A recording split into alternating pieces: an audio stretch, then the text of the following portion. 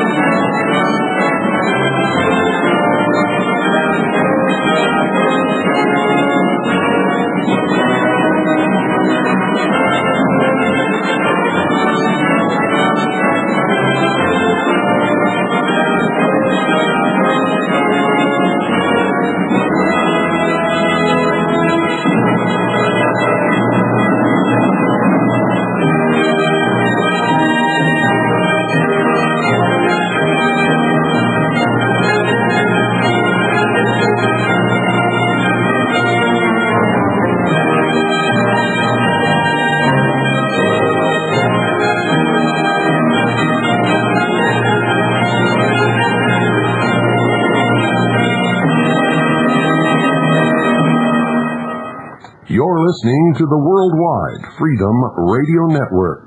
This is my daddy's station. I'm Pooh, classic radio like you always wished it could be. 101.1 FM, Eager.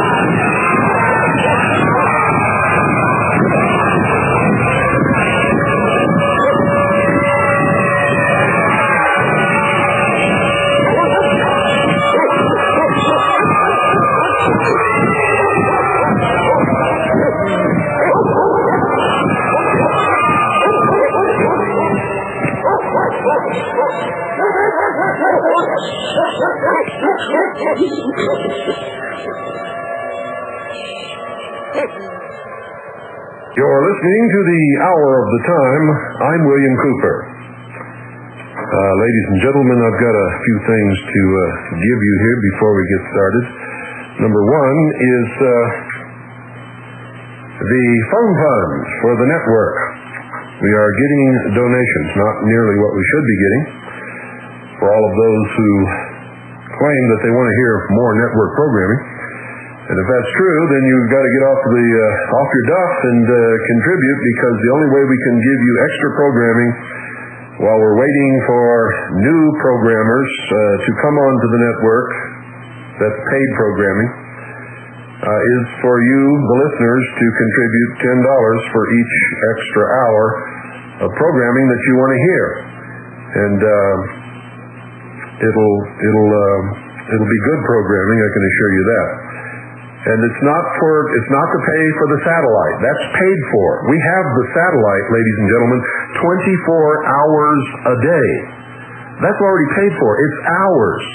The problem is we can't use it unless somebody comes along to pay for the broadcasting. Right now, the Worldwide Freedom Radio Network is operating at a severe loss.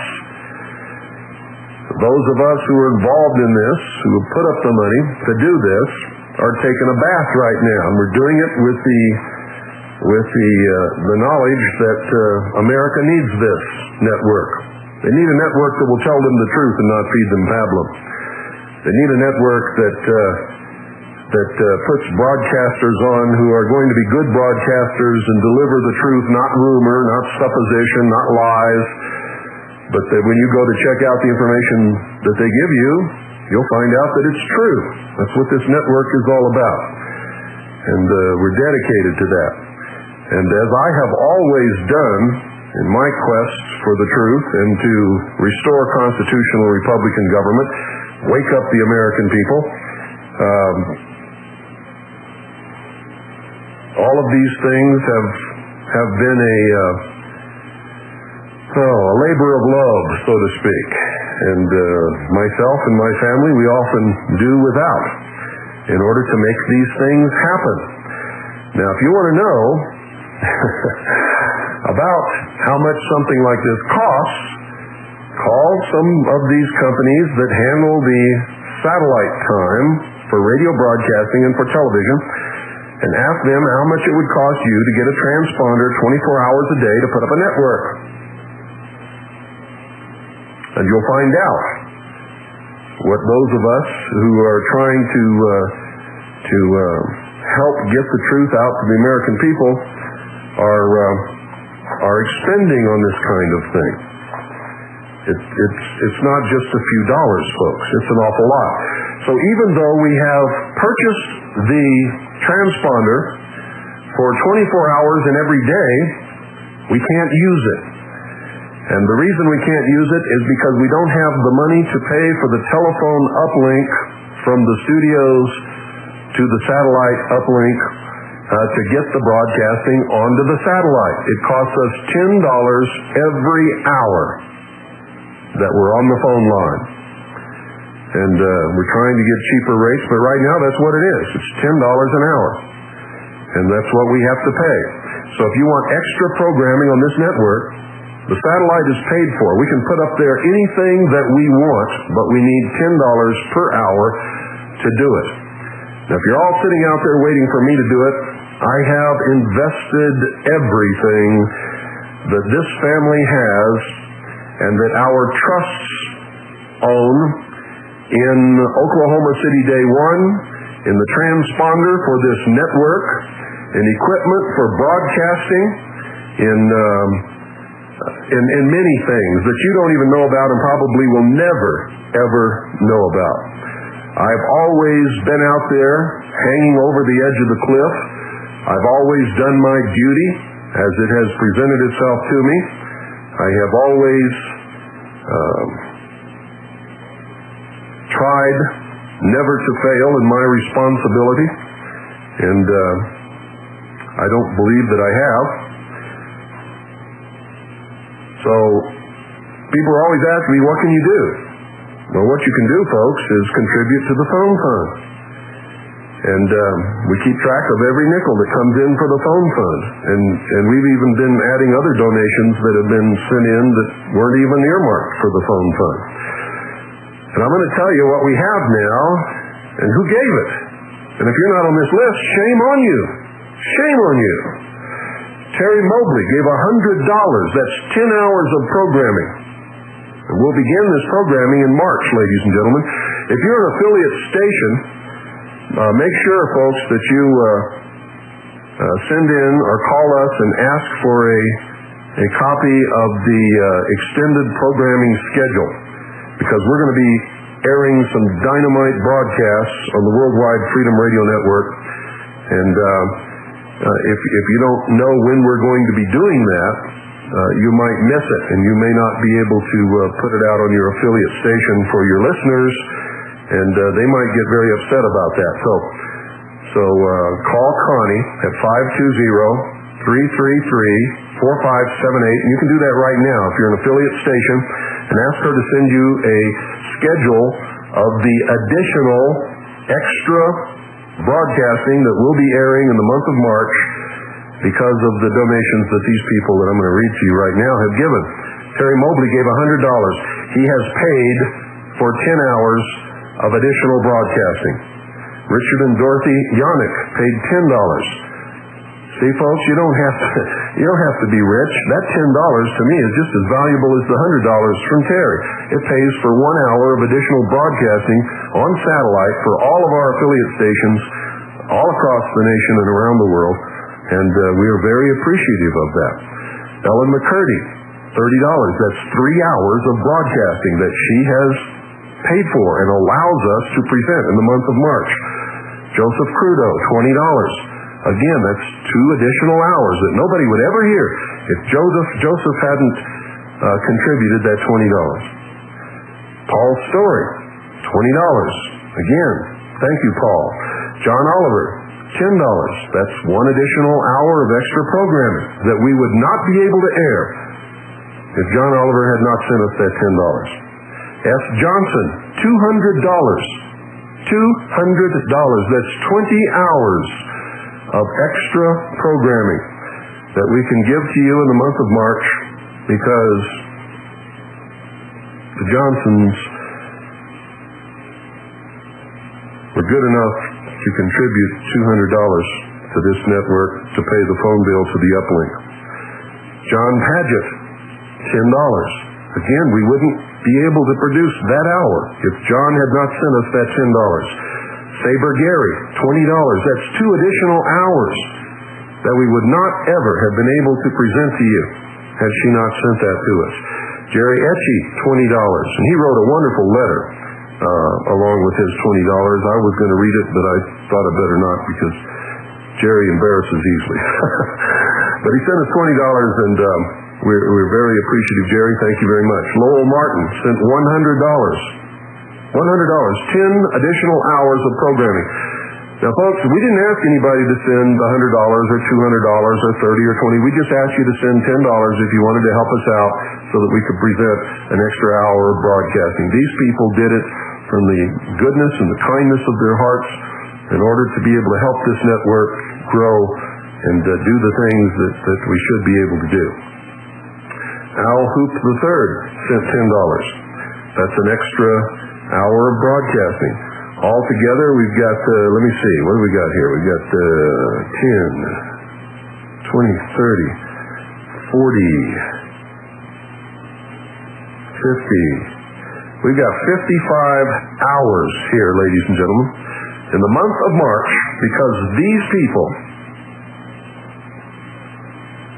donated money from the kindness of their heart in order to be able to pay the telephone uplink to the satellite.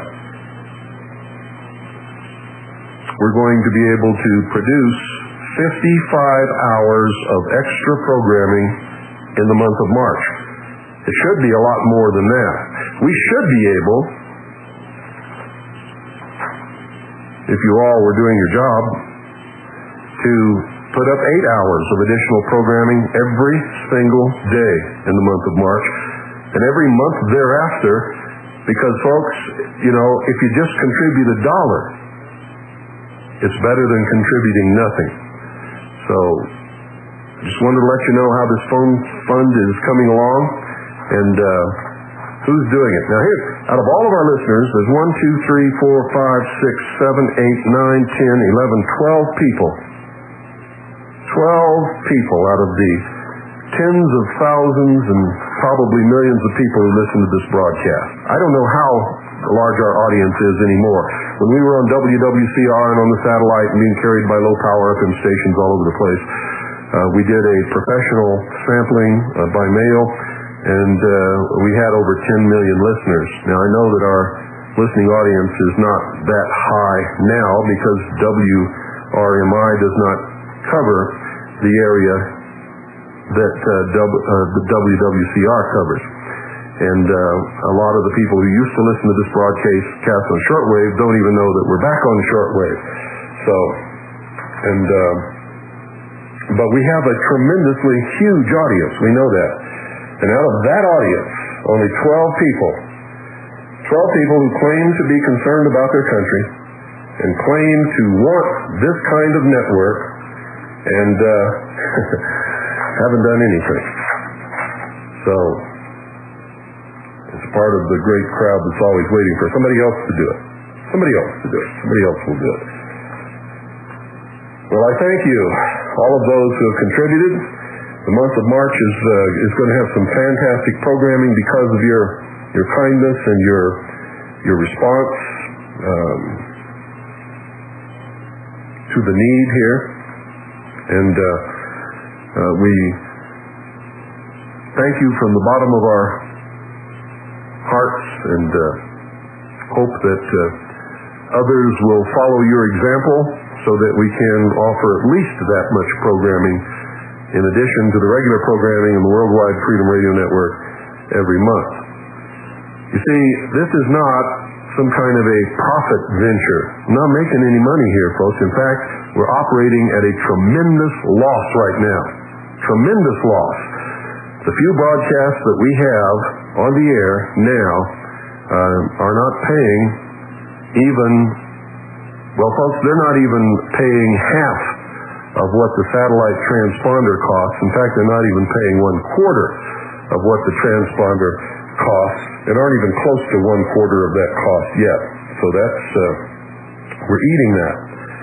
And we're hoping to get more and more excellent broadcasters on the Worldwide Freedom Radio Network, and we know we will. In the month of March coming up, we will be adding another broadcast every Saturday, and we'll be talking about that later. But it will be a dynamite program that you'll all be very happy to be able to hear. And we have more coming all the time, asking about our programming and going back and discussing it with their people and negotiating and all of this kind of thing. So the network will grow, and eventually the network will break even, and hopefully it will pay for itself, and we'll be able to bring in extra money for equipment and things to make it better. But it's not a profit type thing, folks. If it were, we couldn't charge our broadcasters the low rate that we are. We have the lowest rate satellite uplink for radio in the entire nation, maybe even the world. I don't know about the rest of the world, but in this country, nobody, and I mean nobody, will give you a satellite uplink to broadcast anything for $30 an hour, and that's what we're charging. And we should be charging a lot more, but we're not going to do that. We're not ever going to do that. And the reason we're not ever going to do it is because when we do it, then we've defeated the purpose of making airtime available at a low rate for the kind of broadcasters that are going to be here giving you the information that you need to know. You see, if we charged the higher rate, all we would get is the same people who are already on broadcasting that aren't telling you anything, never have told you anything, and never will tell you anything. Right, Rush? Right, Rush, huh? Your excellence in bullshitting? That's what Rush Limbaugh is really all about. He's got you in a cul-de-sac, chasing your tail. And he talks about things that have absolutely no meaning in the context of being on the brink of a cliff, losing our Constitution and our rights that Constitution recognizes and protects. He doesn't tell you the real enemy. He doesn't tell you where we're going. You only get that from the Worldwide Freedom Radio Network, from shows like The Hour of the Time, from shows like Jackie Petru's broadcast, and other broadcasts that we will be bringing on this network.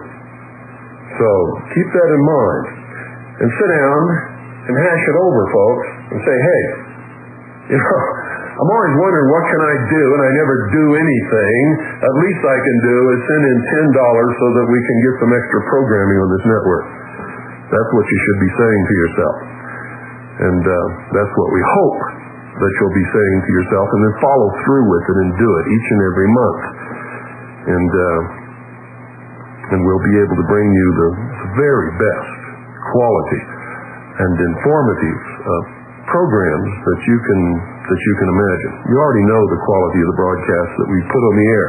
We're going to maintain that high quality, no matter who it hurts and no matter who it helps, even if it hurts me. It's just the way it's going to be, folks. I've been getting some calls about how we never give the socialists any say on this network or on my broadcast. And I'm going to direct a couple of minutes of commentary to that. This is not a socialist network. It's not a socialist country. I'm not a socialist. I pay for my broadcasting. I do, ladies and gentlemen. Not me personally. The Harvest Trust does, who owns the Hour of the Time, pays the network for my broadcasting.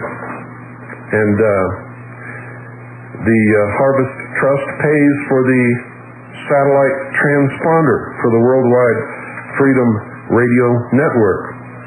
And the Independence Foundation Trust pays for the operation of 101.1 FM, which is a community service station in Eagar, Arizona, which has no income whatsoever and never will have because it's a non-profit community service station.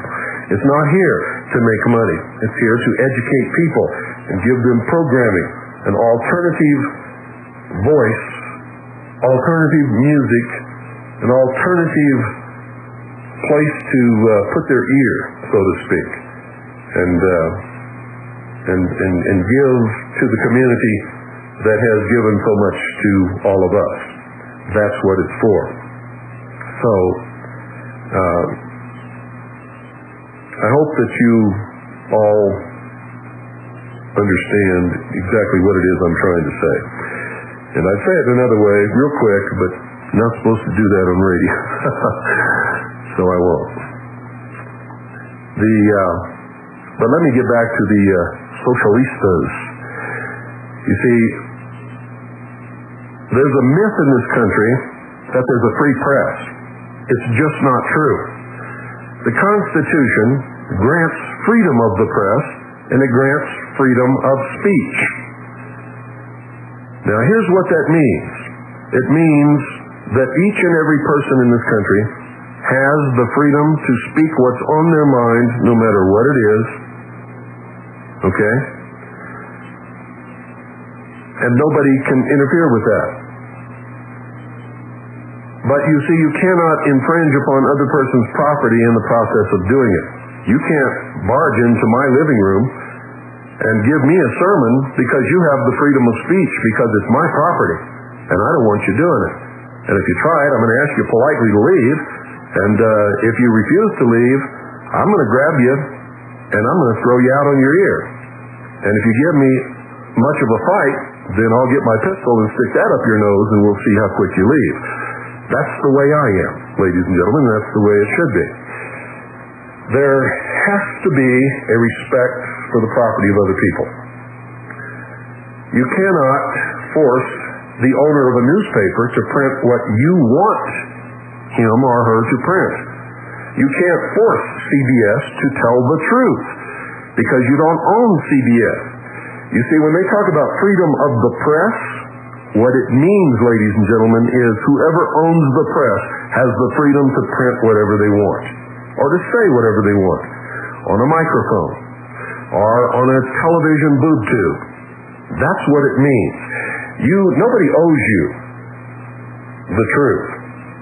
The truth is elusive at best. It's hard to find. It's hard to find people who don't have an agenda of their own, who aren't trying to push their agenda down your throat. You see, reporting should be objective. The facts should be reported, and you should be left to make up your own mind about what they mean.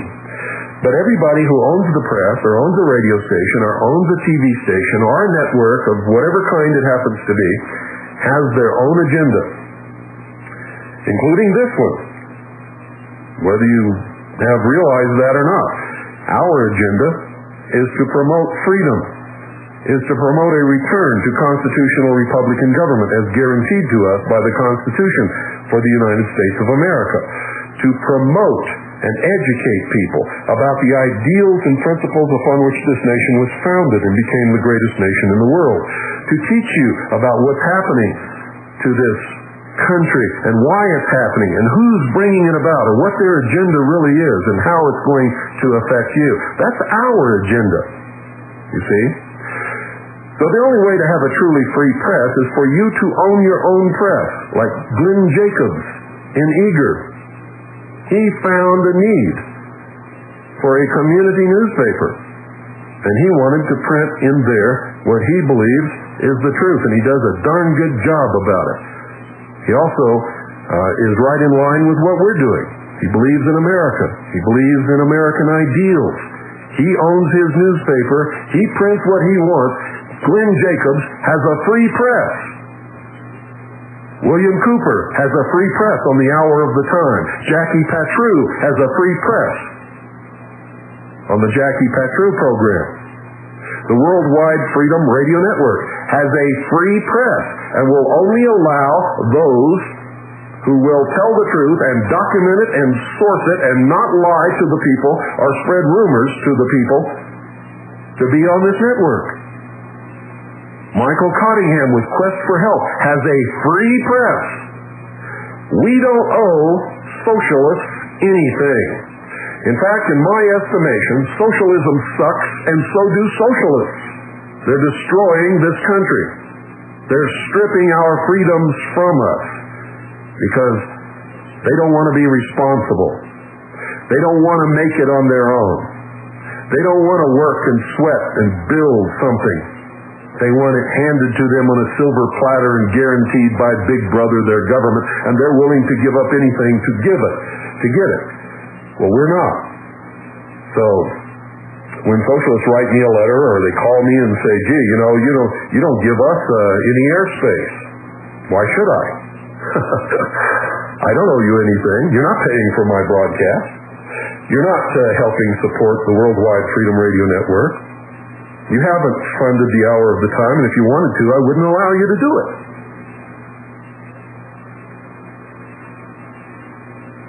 Not at all. The hour of the time is owned by the Harvest Trust. I'm hired to do the broadcast. Simple as that.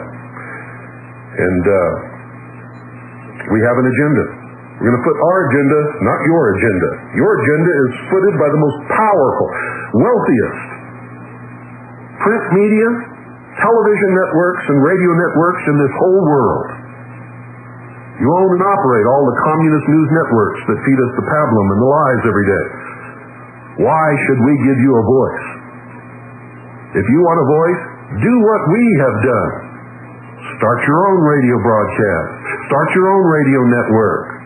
Purchase a satellite transponder. Put up radio or television or whatever you can afford to put up. Maybe Big Brother will finance you, but we won't. You see, you're always true to your agenda. You always want it from somebody else. You always want it for free. And you scream bloody murder if you don't get it. Well, you can keep on screaming. You'll never get it from me. You'll never get it from the Worldwide Freedom Radio Network. You'll never get it from the Harvest Trust. And that's the way it is, and that's the way it's always going to be. But in deference, just to prove that we have a kind heart here, we have dedicated all of the music on this particular day's broadcast to all the socialists in the world. This is your music, and we're going to play it just for you. So you can't say we never gave you anything. And at the same time, it's going to educate an awful lot of people who have never heard this junk as to just exactly what it is you're up to. This is some of the classic socialist music that you could ever hear. Ladies and gentlemen, some of it is in Russian, some of it is in English.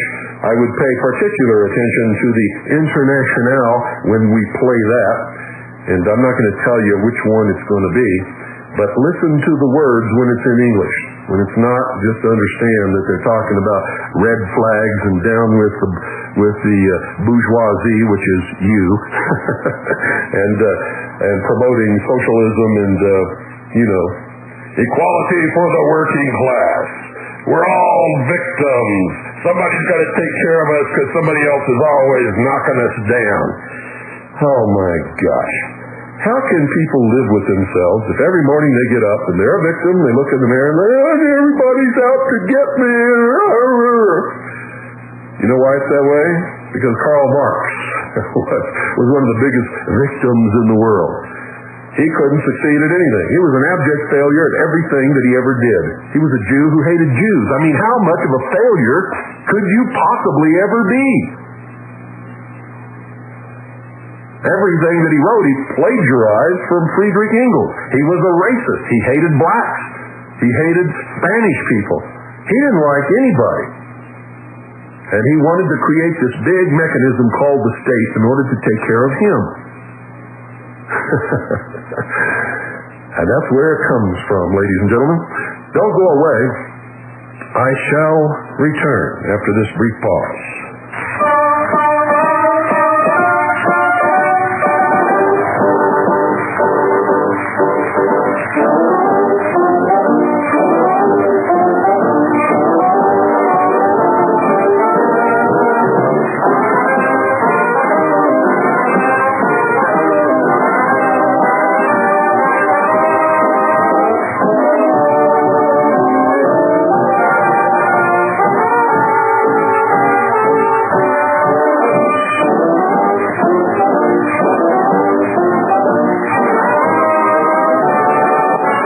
the title of this, ladies and gentlemen, is Death to the Enemy.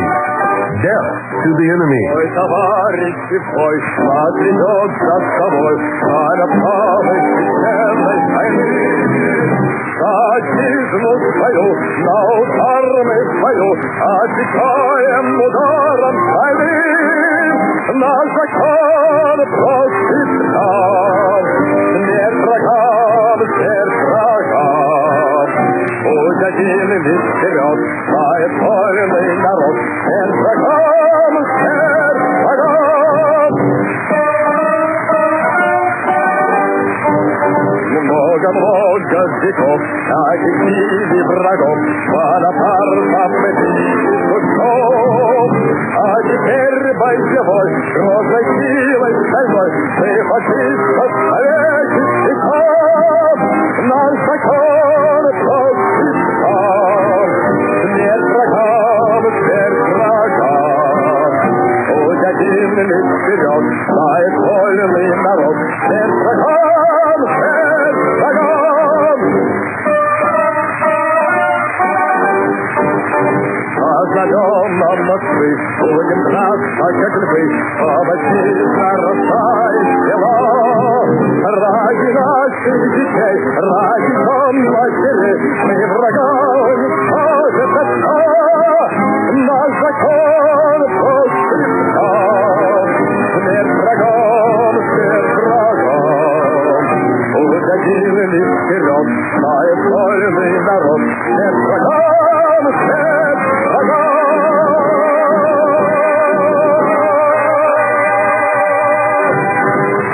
Death to the enemies. Death to the enemies. See, they don't want to just rule you. They want to kill you. These people are terrible. And that's one of the classics. I mean, that's one of the great big socialist songs.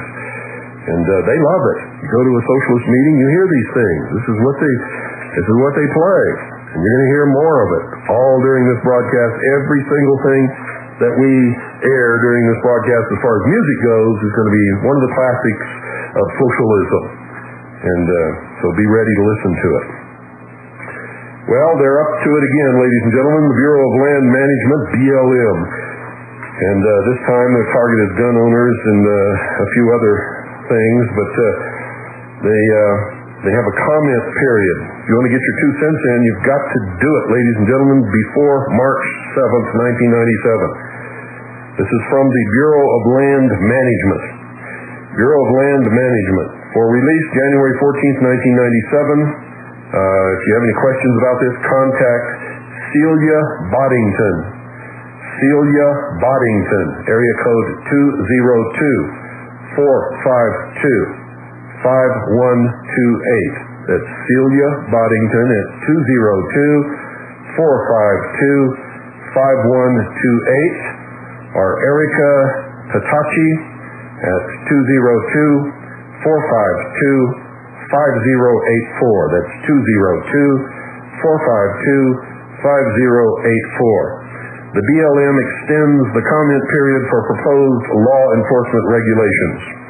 The Interior Department's Bureau of Land Management announced today a second 30-day extension until March the 7th, 1997, for the public to comment on proposed law enforcement regulations that were first published in the Federal Register on November the 7th, 1996. So if you want to get a copy of the rules that were published in the Federal Register, they were published in the Federal Register on November the 7th, 1996. These are the proposed law enforcement regulations.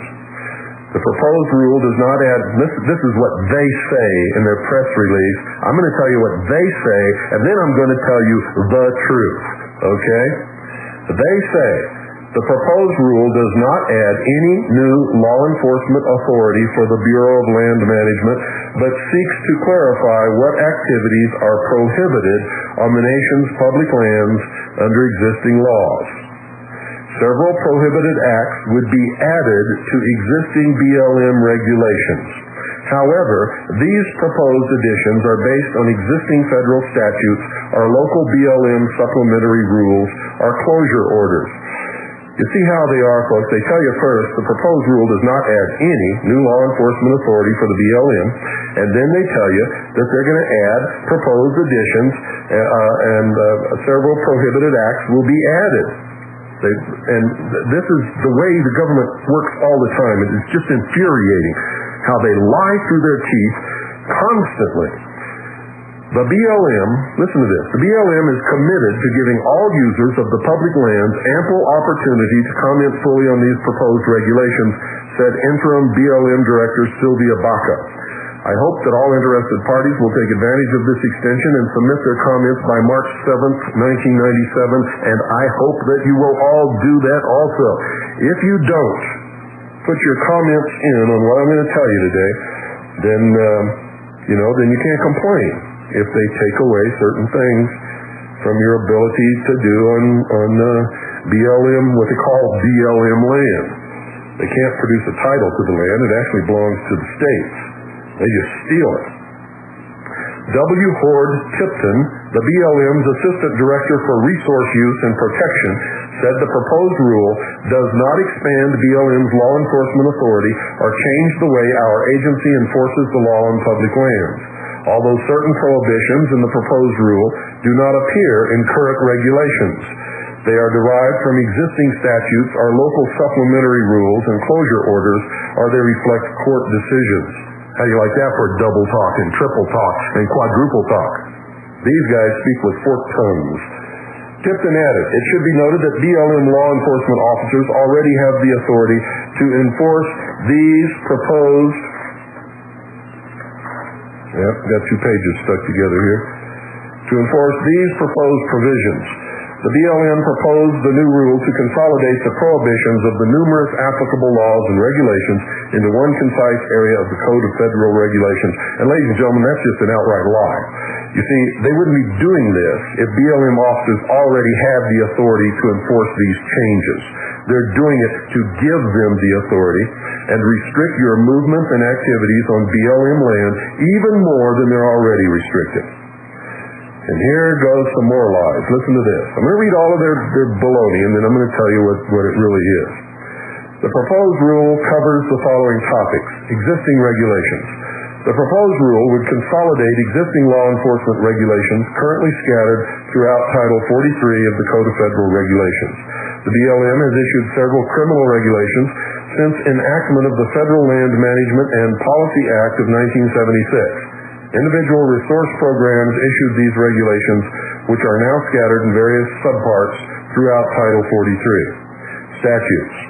The proposed rule would add provisions consistent with a number of statutes enacted by Congress since the original regulations were published in 1980. This proposed new language would not expand or add to the BLM's existing authority. For example, the proposed rule includes regulations in accordance with statutes such as Recreational Hunting Safety Act, and that ought to give you some clues, 16 U.S.C., subsection 5201, 1994. Hazardous or injurious devices on federal lands, 18 U.S.C., section 1864, 1988, and Federal Cave Resources Act, 16 U.S.C., section 4306, 1988. Case law. The proposed rule would reflect court decisions handed down since the regulations were first published. However, this language would not expand or add to the BLM's authority. For example, the proposed rule includes language in accordance with U.S. versus Broxman, 708 F. Sup. 713, 1989. Secretary of Interior had authority to incorporate, by reference, provisions of state traffic laws as rules of road in national parks.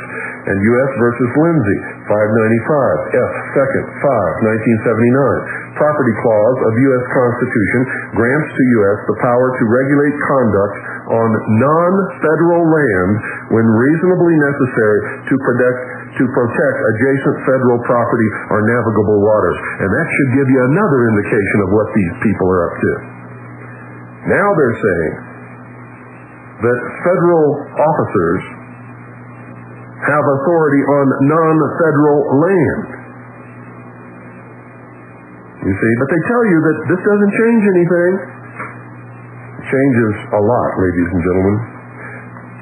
They issue this press release, and they tell you all of this stuff without telling you one of the things that they're actually going to do here. They just fill you full of gobbledygook, and most people don't even check any of this stuff. Local decisions. From time to time, a local BLM office publishes a local supplementary rule in the Federal Register prohibiting certain activities for the protection of BLM lands. The proposed rule would incorporate some of these rules. For example, 54 FR 36056, August 31st, 1989, supplementary rules for the San Pedro Riparian National Conservation Area, and 61 FR 11862, March 22nd, 1996, shooting closures and restrictions for the Snake River Birds of Prey National Conservation Area. The proposed rule was first published on November 7th, 1996, and the comment period was originally scheduled to expire January 6, 1997. On December 16th, 1996, the BLM announced a first extension of the comment period. The notice announcing the second extension to March 7th, 1997 was published in the Federal Register shortly thereafter. Comments on this proposed rule must be submitted in writing by March 7th, 1997. Now listen to me carefully, folks.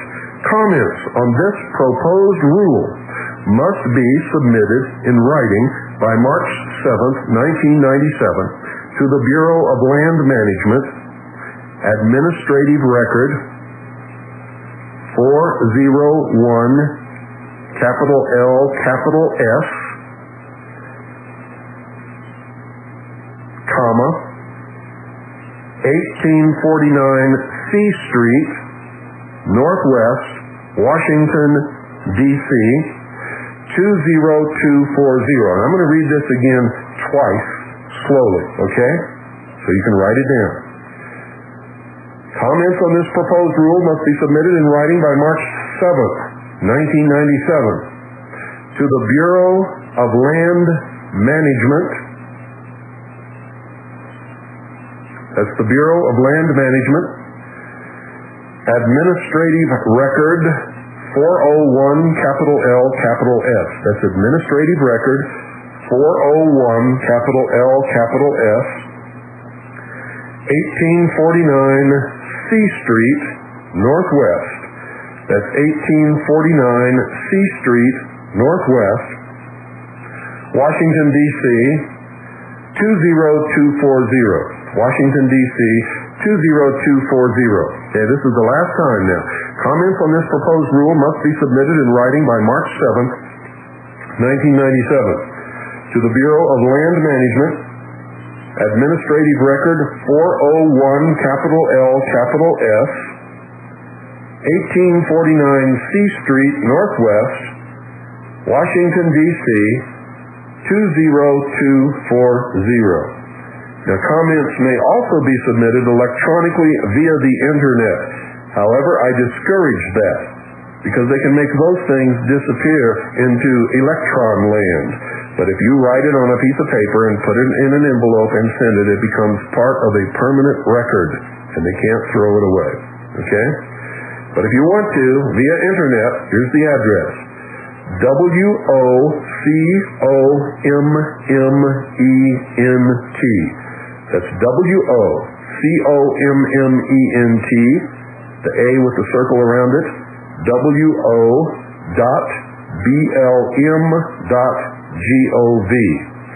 Okay, one more time.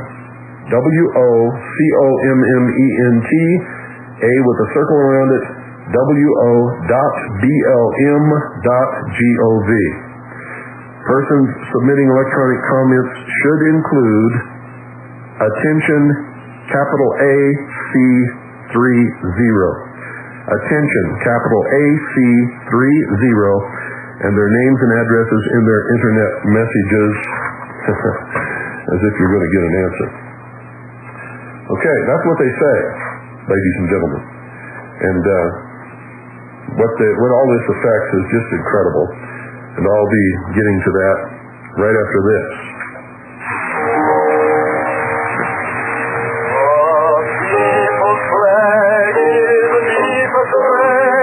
And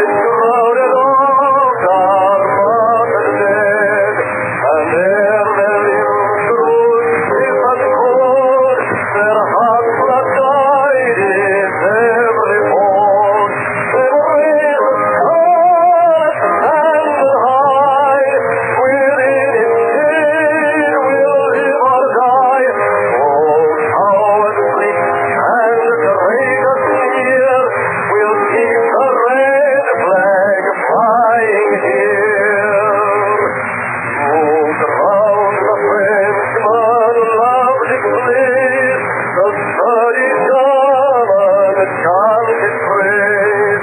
In Moscow's halls is the hymn of song. Chicago's bells were surging strong.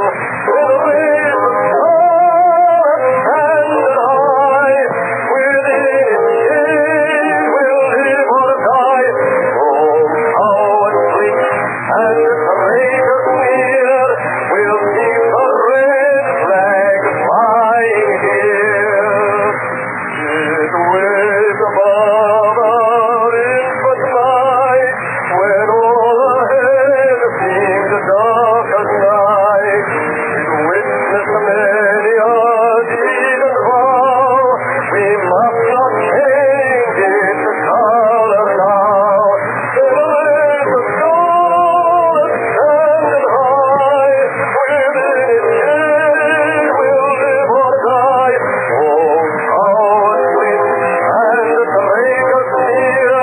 We'll keep the red flag flying here. If troops could ever weaken these, whose minds are fixed on heaven's place, who cringe before the rich man's crown and hold a sacred emblem down, then raise the scarlet standard high. Within its shade we'll live or die. Oh, how it blinks and the traitors near.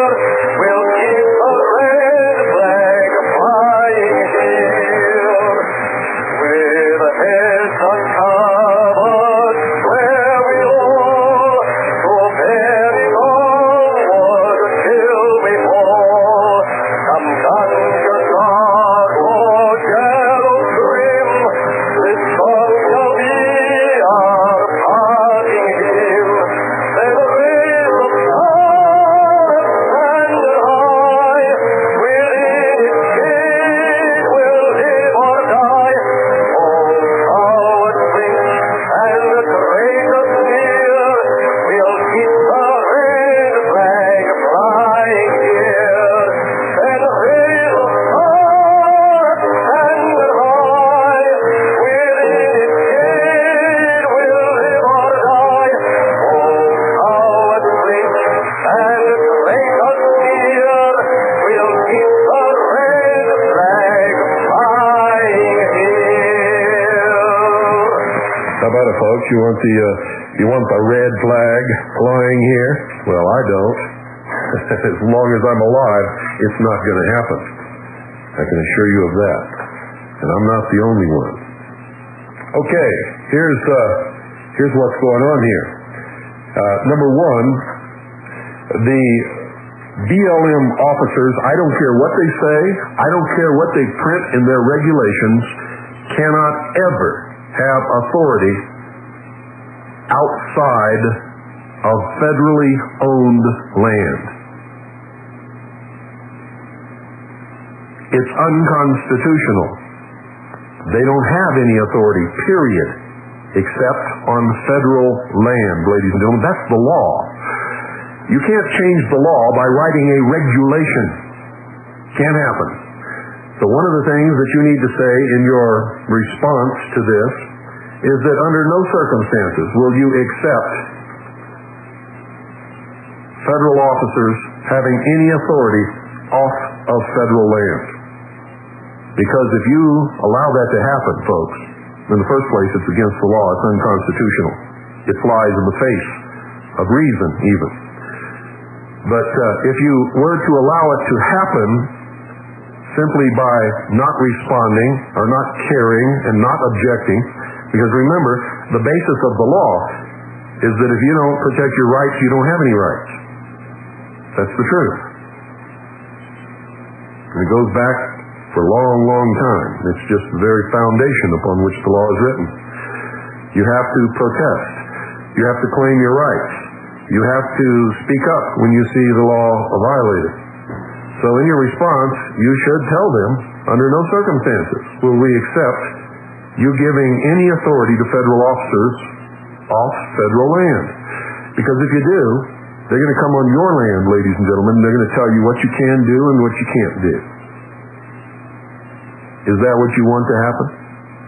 The federal government is already performing so many unconstitutional and unlawful acts in their search for the great socialist utopian world that they've got most American citizens so thoroughly angry at them that now they want more.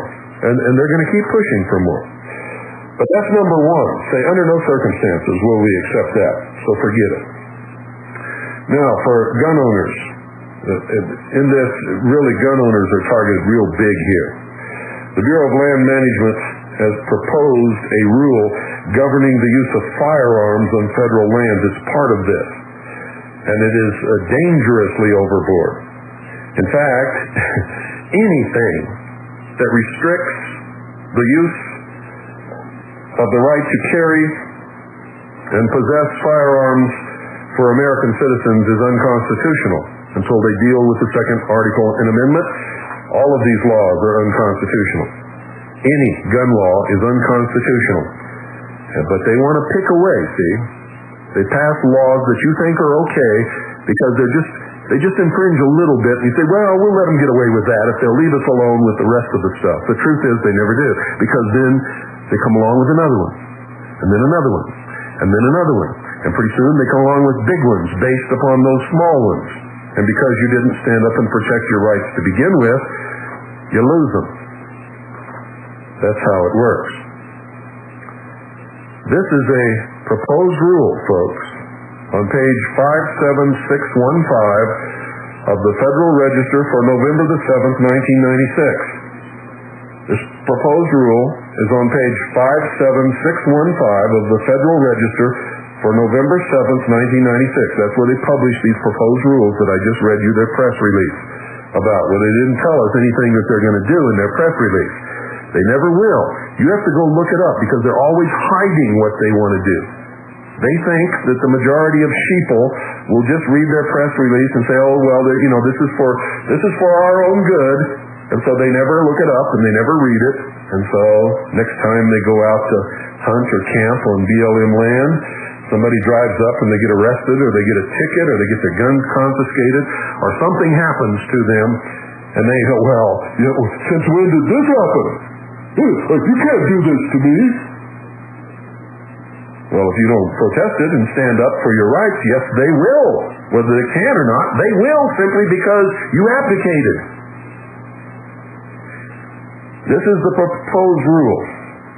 It would outlaw discharging a firearm within 150 yards of a residence, building, campsite, recreation site, or occupied area. Sounds innocent, doesn't it, folks? Well, who would want to discharge a weapon within 150 yards of a building? Who would want to discharge a weapon within 150 yards of a campsite? Well, I would, for one. When I go camping out somewhere where I take my weapons when I want to shoot for recreation, or I want to teach my children how to handle a firearm, I'm standing right in my campsite.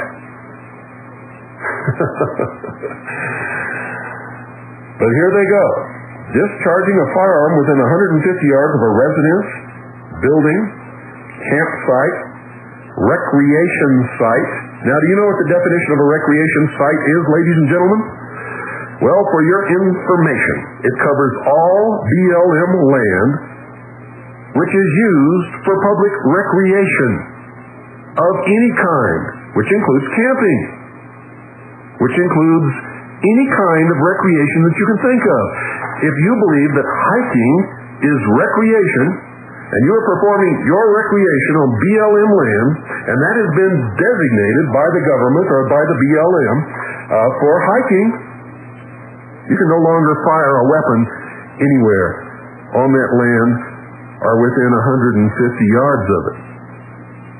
Or occupied area. Ladies and gentlemen, what is the definition of an occupied area? If there's 50 miles of land out there, and Joe Smith walks into that land and is standing there right smack dab in the middle of it, is it now occupied? You see, what they do with words and with language. None of these are defined, which means they can define them any way that they wish and do away with hunting and shooting on all BLM land. You see, in the law,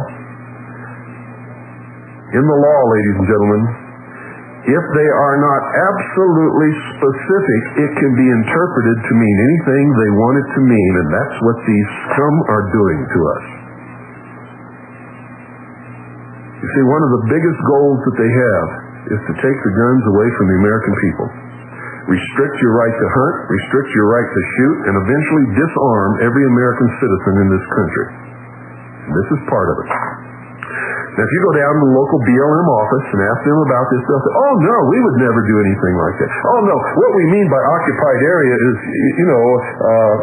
a campsite where somebody is, cooking, and they got a little fire and a tent there, and within 150 yards of that, that's what we're talking about. But then you say, well, it doesn't say that. It doesn't define occupied area as a little campsite where there's a tent, does it? He said, well, no, it doesn't, but, we're decent, reasonable people. We would never do that to you, would we? Well, if you believe that, folks, you're out of your ever-loving mind, because they're doing it to us all over this country with this kind of vague language. And people read it, and they don't think, and they say, oh, that's innocent. No, I agree with that. I'm not going to object to that. Well, you'd better object to it, or you're going to find your ability to hunt or shoot on BLM land has disappeared. Disappeared. What is the definition of a campsite? What is the definition of a building? Is that old shack out there that was built in 1882 that's falling apart a building? Is it? What is a recreation site? What's an occupied area?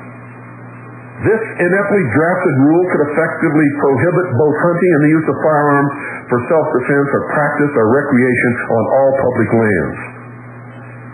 And with respect to hunting, the proposed rule contains the following problems. It is practically speaking impossible for a hunter to determine with certainty that his activities are not within 150 yards of a small abandoned building or a crumbling cabin. Another hunter's campsite or an amorphously defined, quote, recreation area, end quote. In fact, if hunting can be defined as recreation, and that is a hunting area, then by definition it could prohibit hunting in a hunting area because hunting is a recreation. And any of these facts which would subject the hunter to criminal liability. Hunters frequently hunt in groups, ladies and gentlemen. Does that make the hunting site an occupied area? Is it an occupied area because you're standing there? I bet if you look up the word occupied in any dictionary I've ever seen, that's exactly what it's going to tell you. And if it excuses you for standing there, is it an occupied site because you've got 3 other guys with you? You see what I mean? The rule seems to suggest that a hunter cannot hunt within 150 yards of his own campsite, or his own hunting blind, or his own hunting companions, or even in the area in which he is standing. Because he is standing there, it is now an occupied area, and because he's engaging in a recreational activity, it is a recreation area. The second problem with the rule is that there is no exception for self-defense, ladies and gentlemen. And if you think they won't get you on that, they will. Thus, gun owners could face arrest and possibly prosecution for using firearms to defend themselves from vicious attackers or wild beasts. Most state laws have an exemption that would allow for self-defense. The proposed rule contains no such exemption. None at all. And ladies and gentlemen, people have been prosecuted for murder in this country who have been attacked by a knife-wielding or gun-carrying attacker, thief, mugger, robber, rapist, murderer. And they drew their own pistol in self-defense and shot that sucker dead, and guess what? Tried for murder. And even if you get off, how much do you think it's going to cost you to be tried for murder?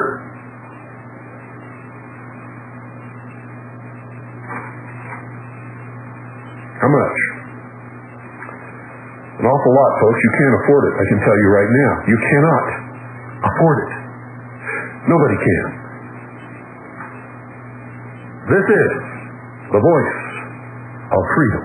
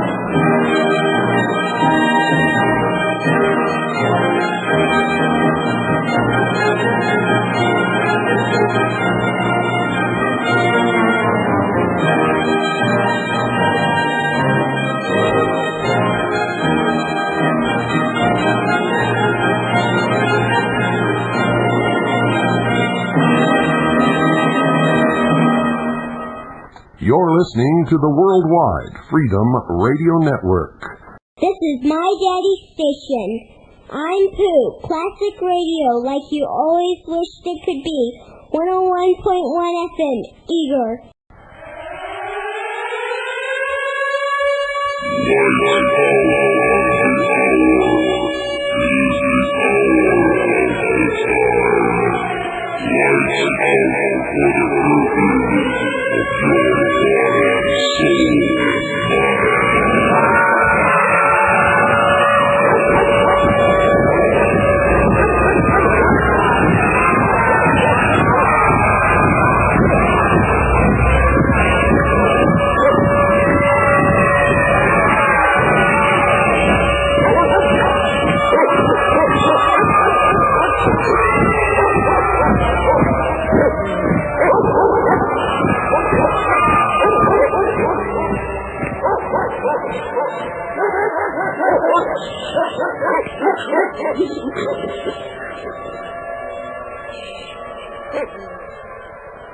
You're listening to the Hour of the Time. I'm William Cooper, and welcome to part 2 of our broadcast.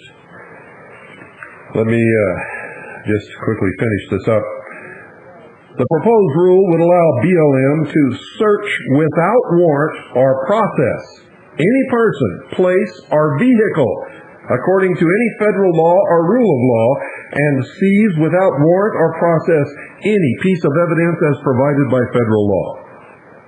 Oh boy, that's a heavy, folks. That violates so many parts of the Constitution for the United States of America and the protection of citizens within the states by the state constitutions and laws that I could do an entire 2 hours just on that one alone.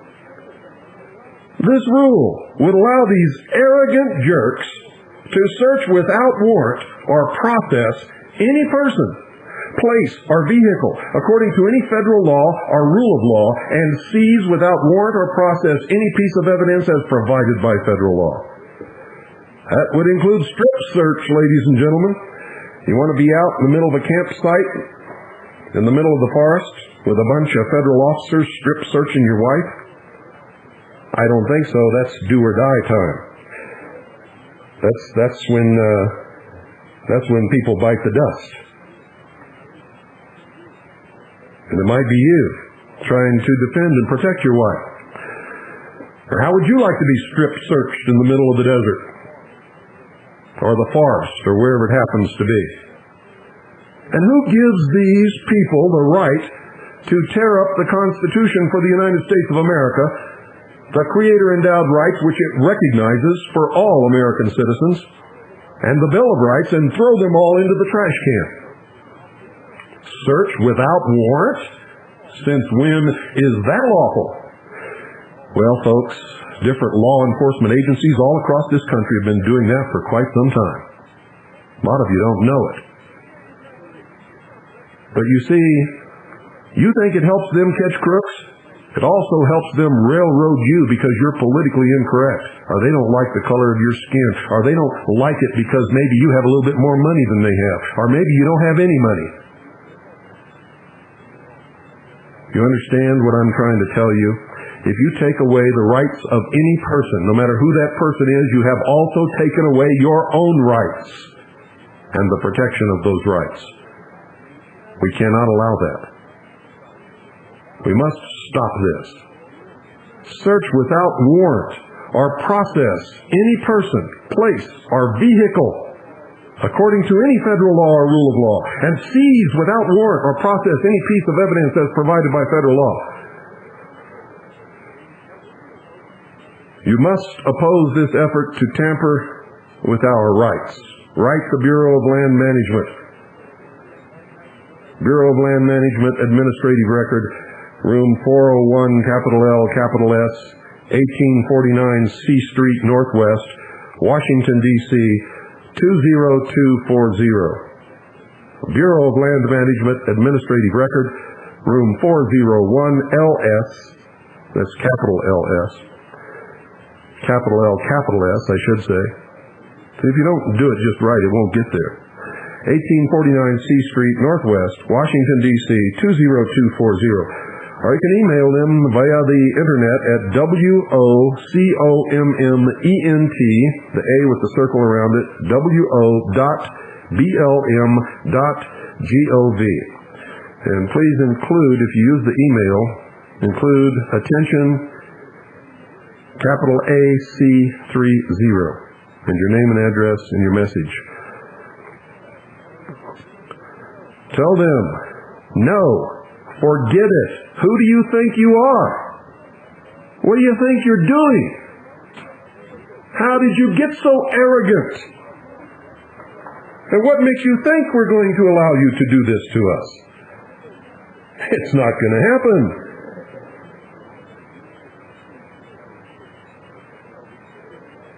Now, if you have a computer and you want to see this rule, you can go to the Gun Owners of America website.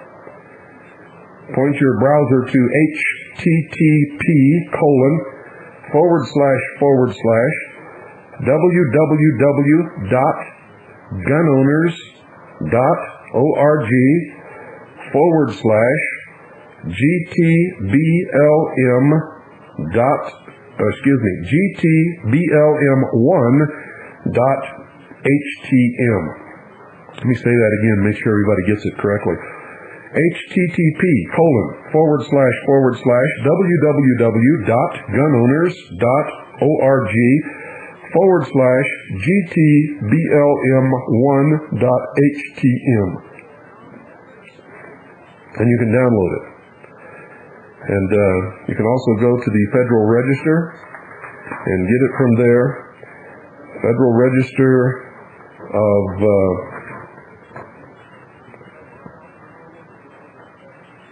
November the 7th, 1996, page 57615. So do that, folks. This is amazing. You see, you wouldn't even know about it. People like me and others, Larry Pratt of Gun Owners of America, Jackie Patru, many others, didn't keep track of all of this stuff.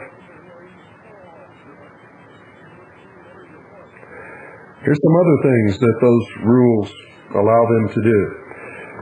Section 9260.4. BLM law enforcement officers are authorized to, small a, under FLPMA 43 USC 1733 small c 1, carry firearms.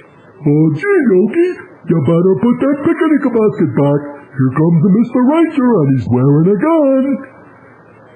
Can you think of anything so absurd in your life as forest rangers and BLM officers putting on Jack Brown belts with handcuffs and a nightstick and a .45 automatic and their big badge and being bad guys? What's this world coming to? And where do they hire these guys to have the mentality to even accept this kind of stuff? They're supposed to be good guys. They're not supposed to be cops.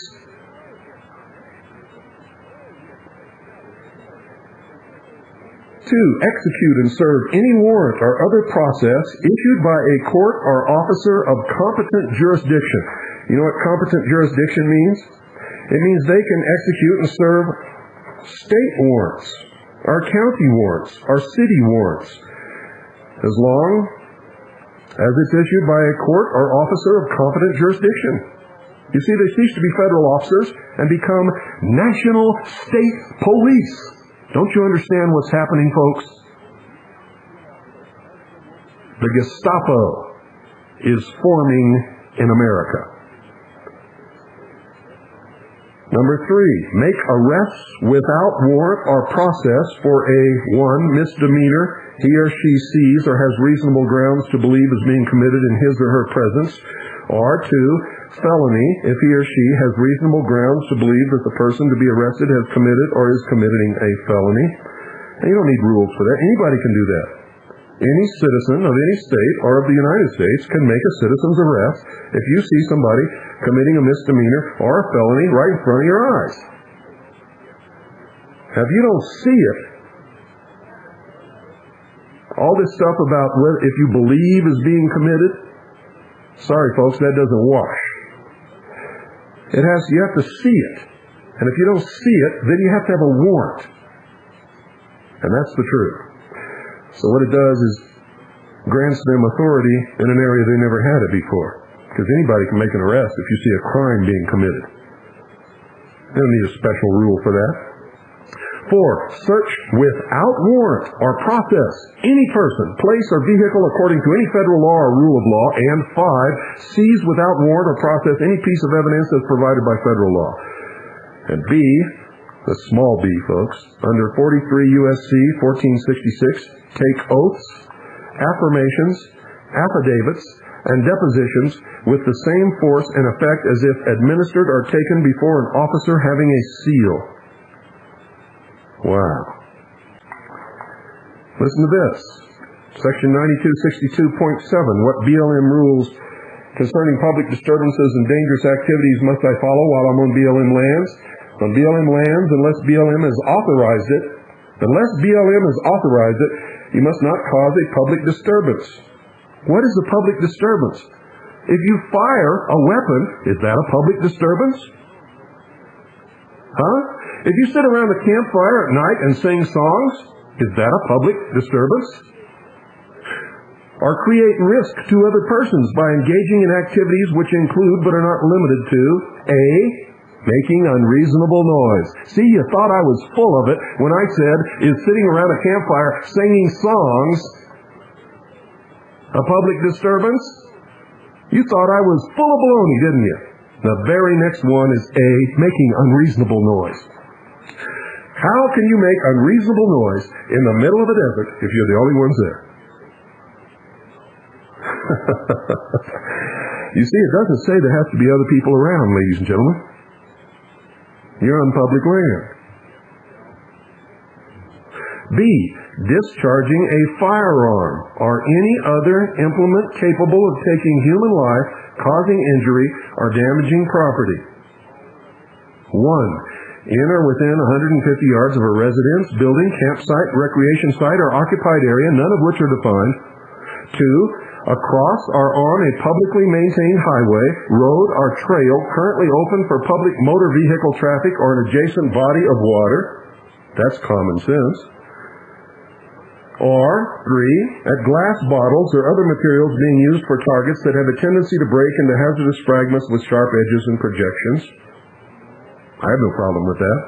Or C, using or possessing firearms, fireworks, explosives, or other devices or materials in violation of other federal, state, or local laws, regulations, and ordinances.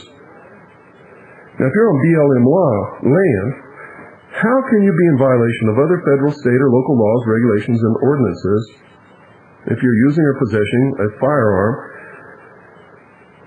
fireworks, explosives, or other devices or materials?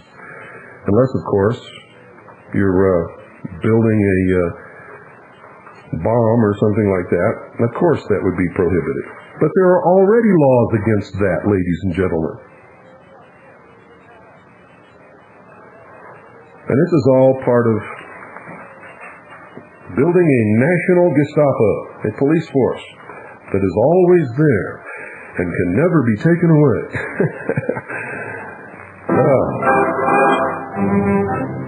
More red stuff.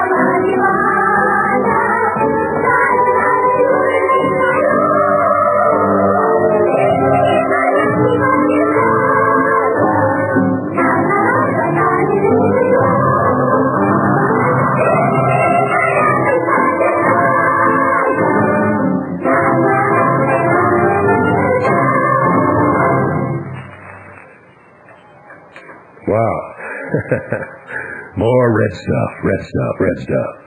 Red flags, red people, red everything. Red, red, red, red, red, red. Red roses. How many of you knew that the red rose is the international symbol of socialism? Well, it's true. Now I'm going to give you an example of how far gone people are. They're really gone over the edge, I got to tell you that. You see, right here, in the White Mountains of Arizona, we have a newspaper called The Independent. And this story appeared in The Independent on February the 14th, 1997. Friday, February the 14th, 1997. The Independent. It was written by Mike Allen. Well, I walked around all over the place, folks. I asked people, hey, did you hear Border Region 21? Nope, never heard of it. You read The Independent? Yep. Did you read it Friday the 14th? Yep. You never heard of Border Region 21? Nope. What would you think if the globalists were to eliminate the United States-Mexico international border? Why, they can't do that. Well, I thought you said you read The Independent Friday, February 14th, 1997. Well, I did. Well, apparently you missed this story, Gomer, because it was in there. Border Region 21 to eliminate United States-Mexico international border.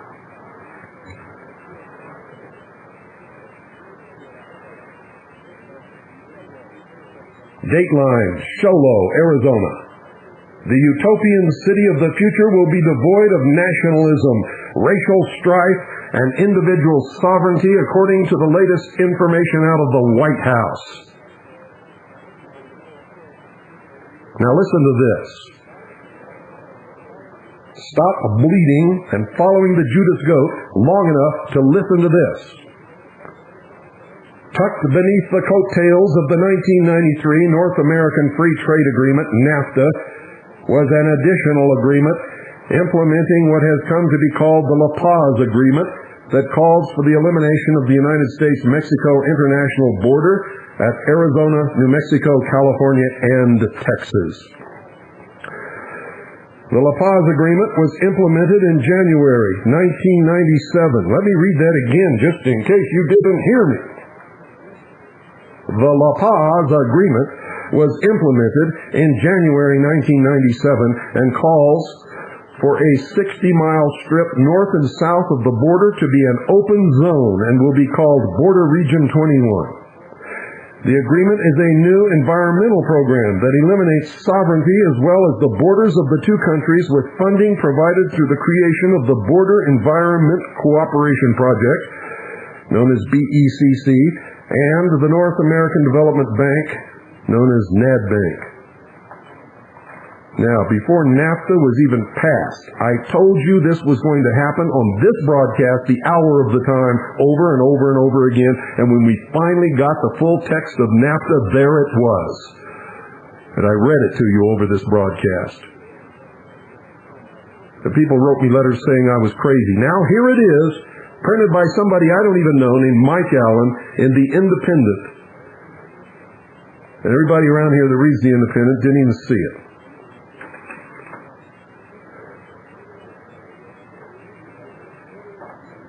The new region has literally created an area that combines both Mexico and the United States into one and will affect 10 million people. Exactly what I said that NAFTA was designed to do. Eliminate the border between Mexico and the United States of America. GATT will eliminate the border between the United States and Canada. The North American continent, including Mexico, will become a region of the New World Order under the United Nations. Just as Jackie Patru has been telling you and documenting on her excellent broadcast Monday through Thursday nights on this network. And if you'd looked up all the documentation that she has given you, you'd find that both of us have been telling you the truth all this time. We have never not told you the truth, ladies and gentlemen, and we have never failed to document what we say so that you can go and look it up, and how many of you have done it?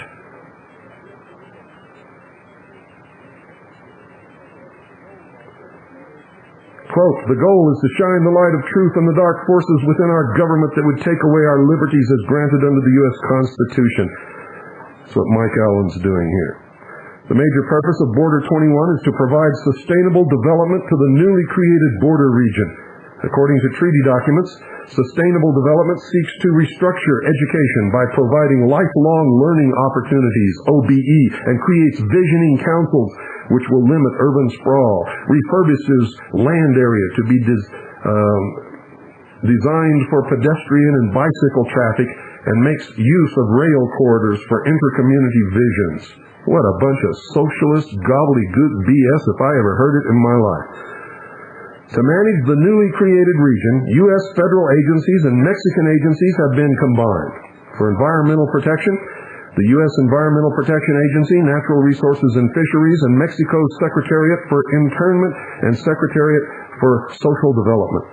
For natural resources, the U.S. Department of the Interior, the U.S. Department of Agriculture and Natural Resources and Fisheries.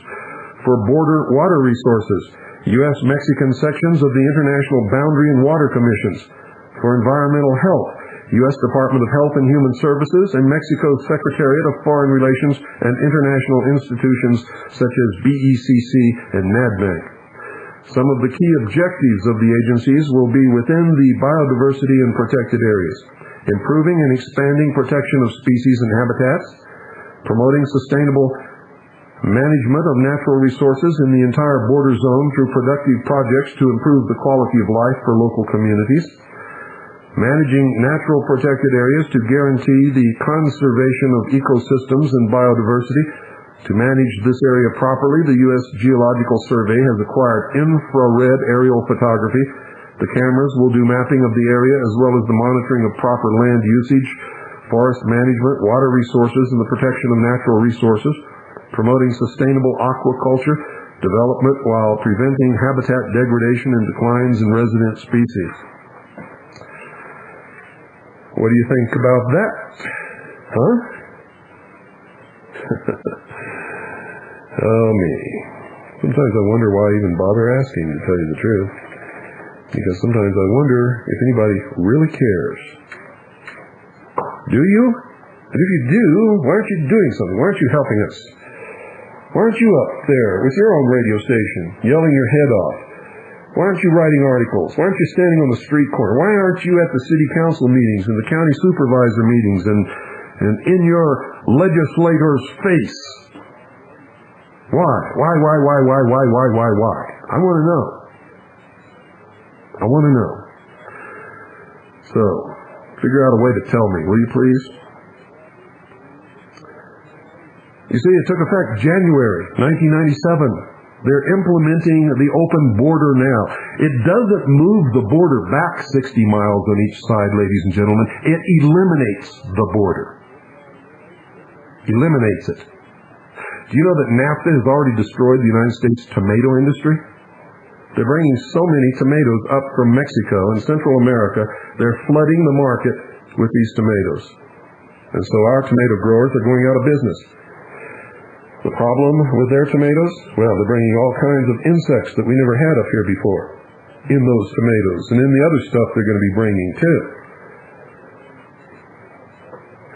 Plus, how do you know what they fertilized that stuff with? How do you know what was in the ground they grew it in? You don't, do you? No, you probably never will.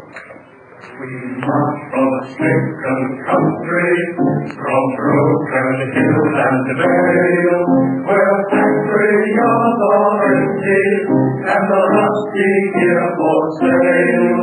Our country will not fly again, our faith is not for use. The bubble of prosperity has never come to us. Arouse to our faith when you hear us passing by. Possibility is dead and the least sentence shall die. The beginning our spirit broken, because we are underfed. We will stand the Salvation government in need of workers' strength. Stand, stand, stand, stand. We will stand the Salvation government in need of workers' strength. And this victorious government is hoping for the best. To get worker against worker by the grading of the chest. They would grade us in the labor camps for action against you. But we are for the working class, for we are workers too. And round to our bed where you hear us marching by. Possibility is dead and the reception shall die. So they think our spirit broken, because we are underfed. We will stand the Salvation government in need of workers' strength. Stand, stand, stand, stand. We will stand the Salvation government in need of workers' strength. Remember, fellow workers, we are the way today.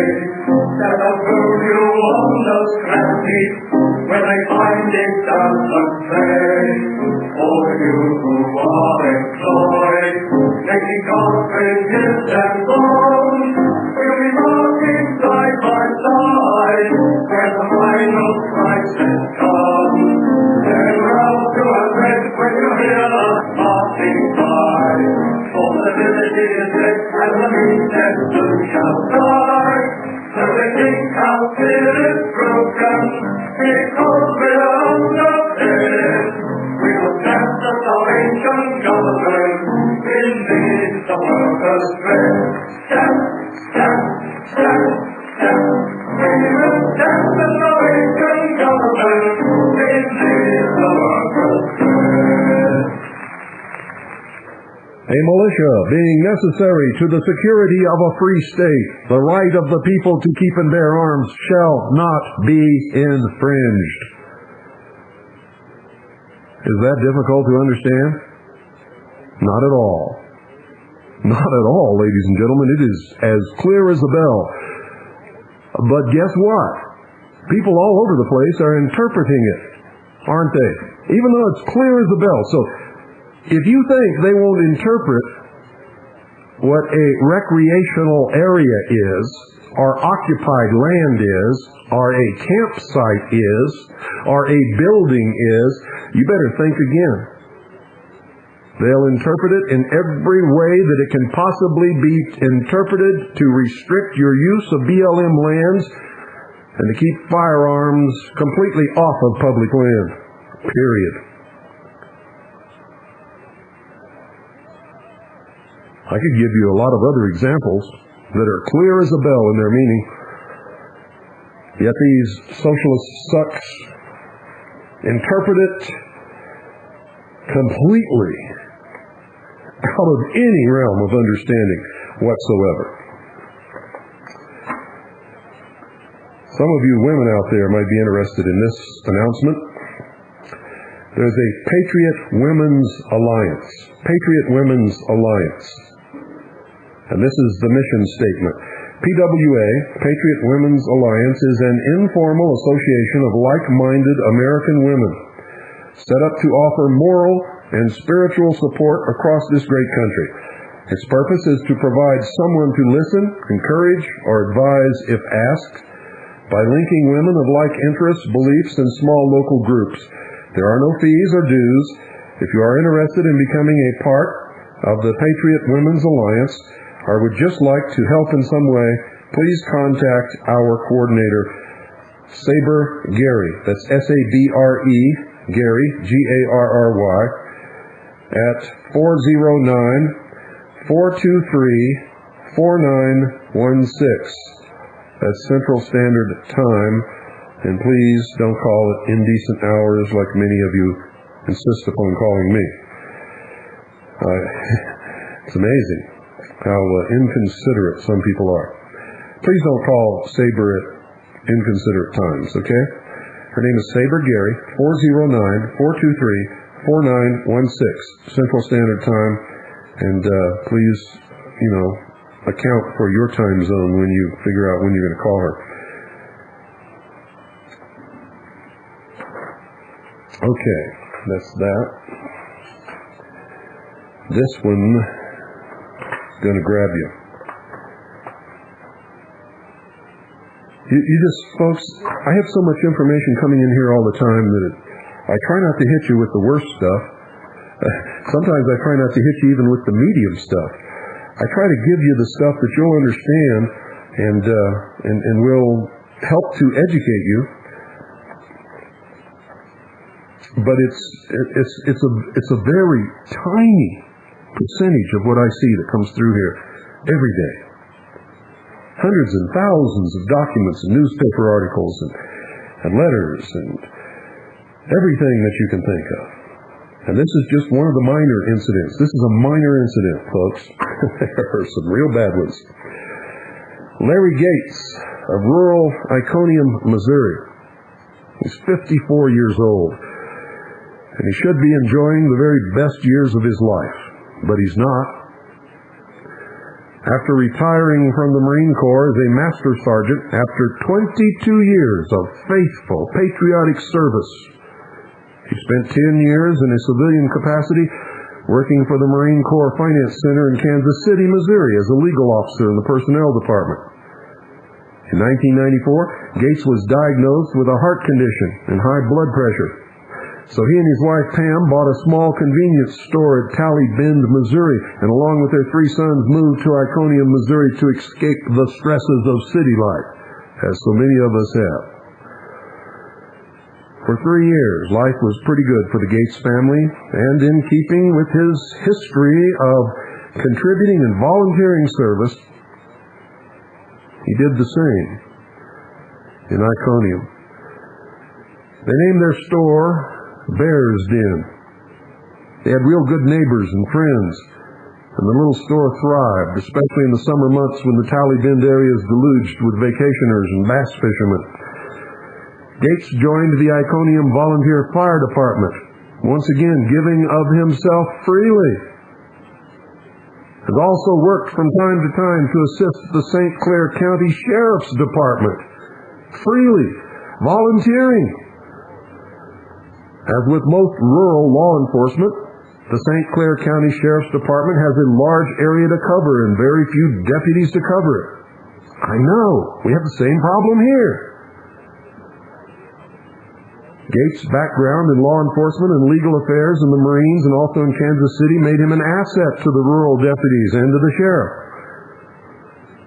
However, folks, on Christmas Eve in 1996, the good life came to an abrupt end for the Gates family. On that day, Gates was monitoring his FCC-licensed radio as usual, listening for calls from the Sheriff's Department as well as from the local fire departments. He became aware from the communications that a young couple who was being sought for the murder of a Henry County man had been located in Tally Bend near Bear's Den, his own store. Kristen Allen and Shelby Stewart Jr., both 23, have since been charged with the murder of wheelchair-bound 65-year-old Don Coulter. According to newspaper reports, Coulter was murdered in an apartment in Clinton. The motive is believed to have been robbery. But on December 24th, Allen and Stewart were still being sought by the Rural Major Case Squad, one member of which had staked out a trailer on H.H. Road in St. Clair County, Missouri, where Allen formerly lived. Allen and Stewart were driving a red Ford Thunderbird, an easily identifiable vehicle. The two reportedly approached the trailer, which was under surveillance, and upon realizing that police were on the scene, they fled back up H.H. toward Bear's Den, which is located at the corner of H.H. Road and C Road. At this point, the Major Case Squad detective had lost the fugitives. Apparently, he took a wrong turn because he was unfamiliar with the area and did not realize he was on a dead-end road until he got to Truman Lake and had to turn around. In the meantime, Allen and Stewart were driving at a high rate of speed directly toward Gates' store, Bear's Den. Gates knew from the radio transmissions that the police had lost the Thunderbird, and he also knew that they had no choice but to pass his corner. So he positioned his truck with red and blue fire department lights flashing at the corner of H.H. and C. His son, Tim, 26, used his car to complete the roadblock, also with lights flashing as a warning to the fugitives to stop. During this time, Gates was in constant communication with the St. Clair County Sheriff's Department dispatcher. He informed them of his roadblock and told them that he would try to stop the Thunderbird. They acknowledged his communication. At no point during any of the transmissions, which were numerous, did the dispatcher ever tell Gates to stand down or to leave matters to the police. Larry and Tim Gates, along with Corey Gates, 22, stood at the roadblock waiting for the Thunderbird. Kevin Gates, 17, and his mother Pam stood on the porch of Bear's Den. On one side of the roadblock was a steep embankment, and on the other side a steel guardrail. Gates was reasonably sure there was no way that the car could pass. However, as the Thunderbird approached the roadblock, Gates realized that it was going far too fast to stop, even if the driver wanted to. The Thunderbird was headed directly for his sons. Believing that his sons' lives were in danger, Gates fired one round from a 12-gauge shotgun at the Thunderbird. The pellets hit the car, but the car kept going. It shot through the roadblock, between the guardrail and the blocking car, careened across the grassy corner, and escaped onto C Road. Gates radioed the dispatcher, informing him of what had happened and that a shot had been fired. He told the dispatcher that the Thunderbird was headed east on C, that's east on C, and that he was going to follow it. The dispatcher then radioed the pursuing Major Case Squad detectives and other law enforcement that the Thunderbird was headed west on C. Gates straightened out the directional error on the radio, and then Gates and his son pursued the Thunderbird. A few miles down C Road, they found Kristen Allen on the side of the road. Stewart had told her to get out of the car because he was going to crash the car into a telephone pole and kill himself. Allen was bleeding from superficial cuts caused either by shotgun pellets or by glass from the passenger side window, which had blown out from the shotgun blast. Gates administered first aid to the woman and informed the sheriff's department that he had one member of the couple in custody and that the other was still fleeing in the Thunderbird. Well, folks, Stewart did, in fact, crash the car, not only into a telephone pole, which sheared off, but also into two trees. But, as bad luck would have it for him, he survived the crash and ran to a nearby barn where he was arrested by law enforcement. The law enforcement officers were at least 10 minutes behind the fugitives, and Gates maintained that if he had not fired the shot, Allen and Stewart would have escaped. They would have had ample opportunity then to commit another murder for gain, or they might have killed a family on the road because of the reckless way that Stewart was driving, or they may have killed an officer in the process of trying to arrest them at some future time.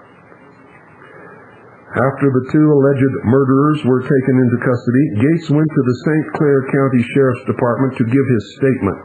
He told them what had happened and described his part in the incident. They already knew all of this because he had been in communication with them over the radio for the whole period of time. They thanked him and allowed him to go home. He was told that no charges would be filed against him.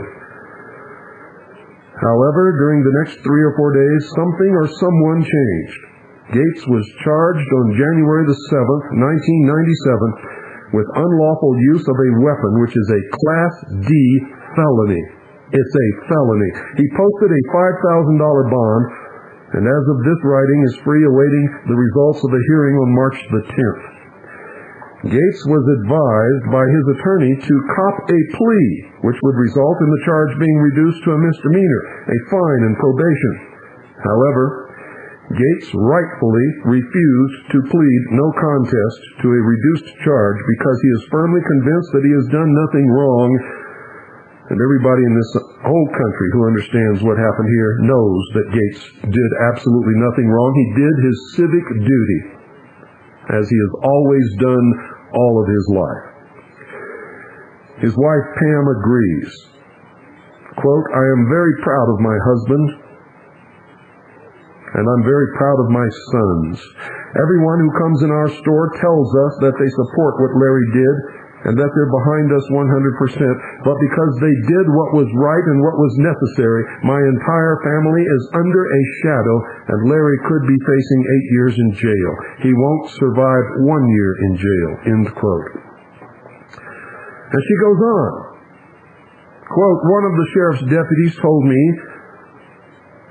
that Mike Dawson said he wanted to make an example of Larry Gates to all the residents of St. Clair County, that they should not get involved with law enforcement. But after the incident, Dawson wasn't going to file charges against me. I don't know what changed his mind," end quote. Well, I know what changed his mind, ladies and gentlemen. I know absolutely what changed his mind. They don't ever want citizens with guns, period, much less helping law enforcement. That's what's going on. And so he wants to make an example of Mr. Gates to discourage anyone else from not only helping law enforcement, but from even owning a firearm. That's what it's all about. You see, Gates is an honest and sincere man who was doing his duty as he saw it, as a citizen, in defense of his home, family, and neighborhood, his community. That's what you do in rural areas. In rural areas, if the neighbor's barn is on fire, all of the neighbors become firefighters. If a neighbor is being attacked, the other neighbors come to his defense. Law enforcement and fire departments are spread thin in rural areas and usually composed, ladies and gentlemen, of many volunteers with a hard core of some regularly employed law enforcement personnel, especially in sheriff's departments in large counties. I know I live in the largest county in the entire state of Arizona, and I know what our Sheriff Lee and his deputies have to cover here. And in some of these areas, it could be an hour or two, or even 3, before a sheriff's deputy could even get to the location. And that's the truth of the matter.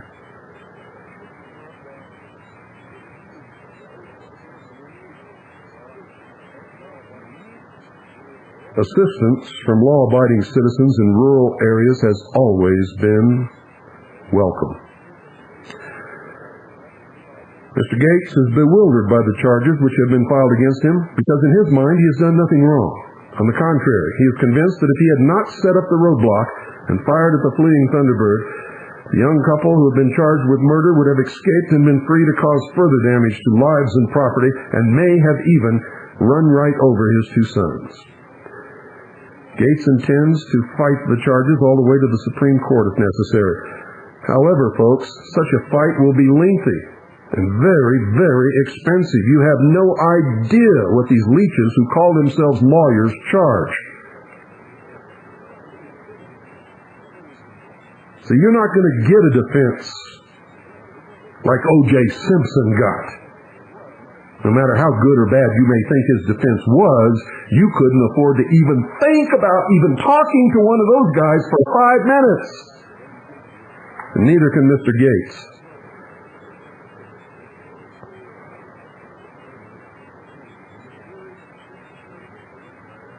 The Missouri 51st Militia is working with Gates to publicize his situation and raise funds to assist in his defense. And I hope that you will help out. Quote, Larry Gates is not a member of our organization, said Colonel James A. McKenzie, commander of the 51st Missouri Militia. But his actions are an example of the fulfillment of the obligations of the citizen militia, which is to stand ready to assist authorities in the protection of lives and property in the community. Well, you see, Colonel James A. McKenzie is wrong.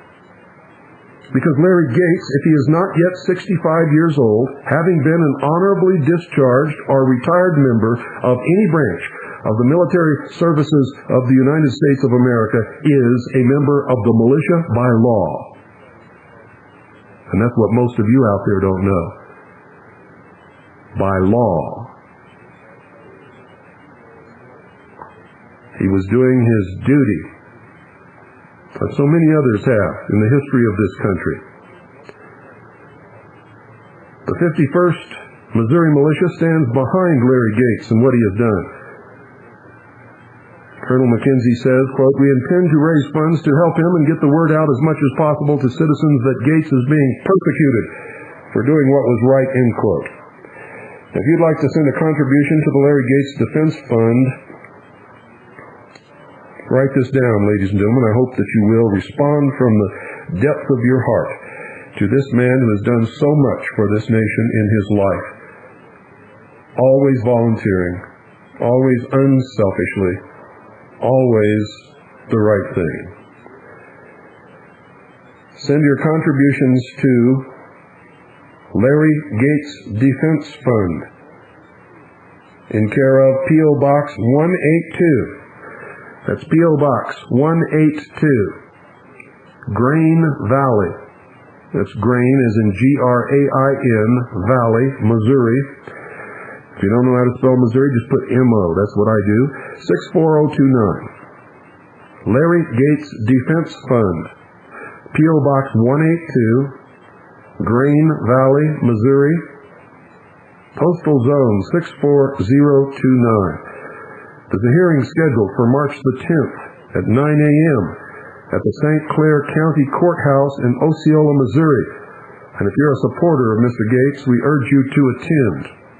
Let him know that we care about him, that we approve of what he did, and that we stand solidly in support of him in his hour of need, as he has always volunteered and given of his life in support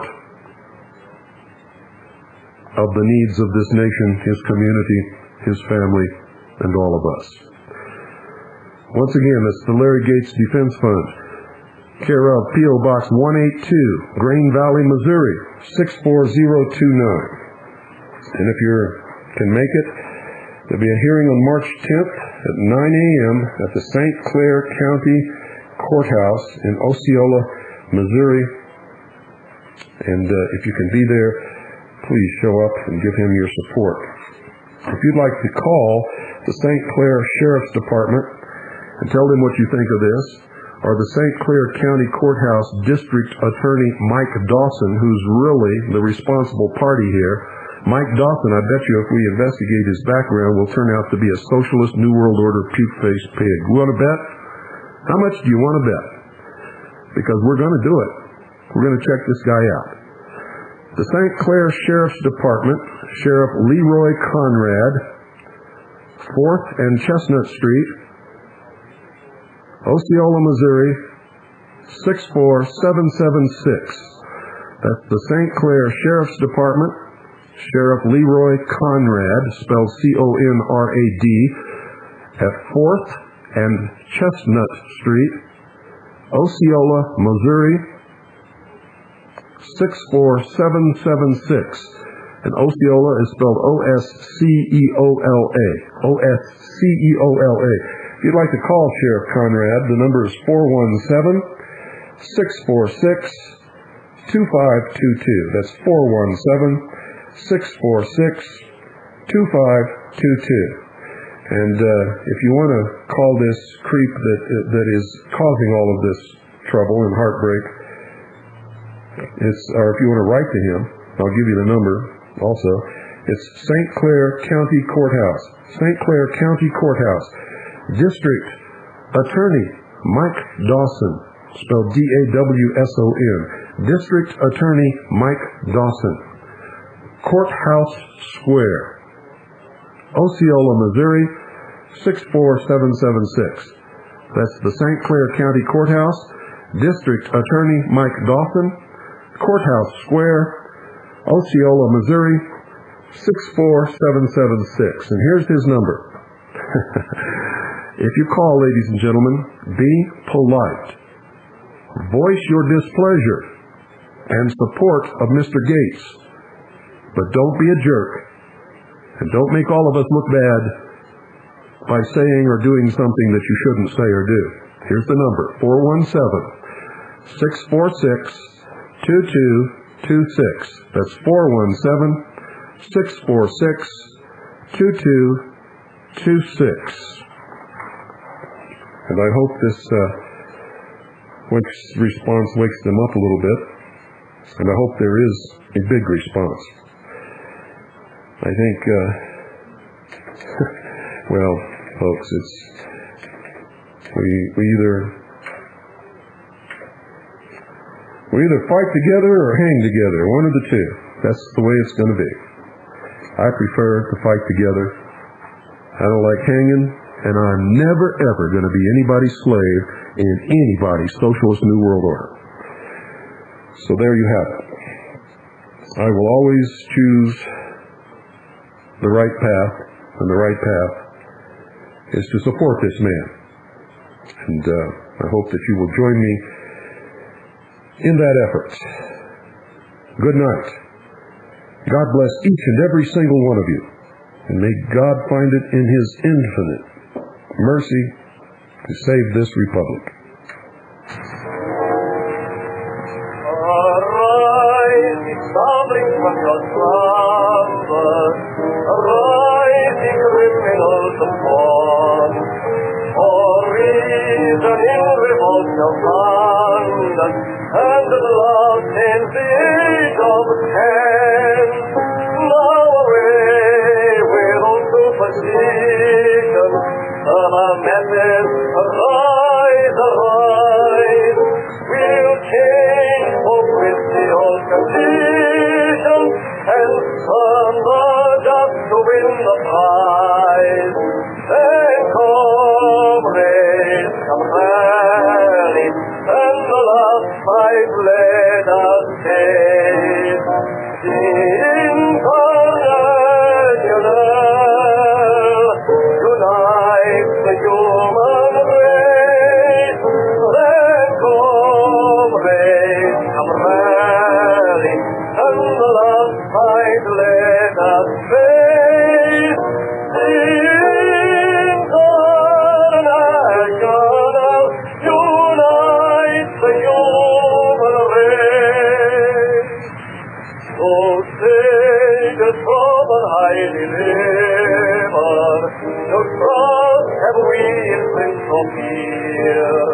Our own right hand against the shiver, chains of hatred, of greed and fear.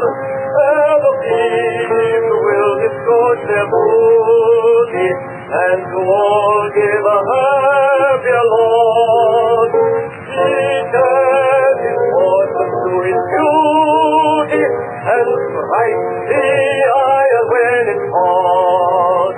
Then comrades, come rally, and the last fight let us face.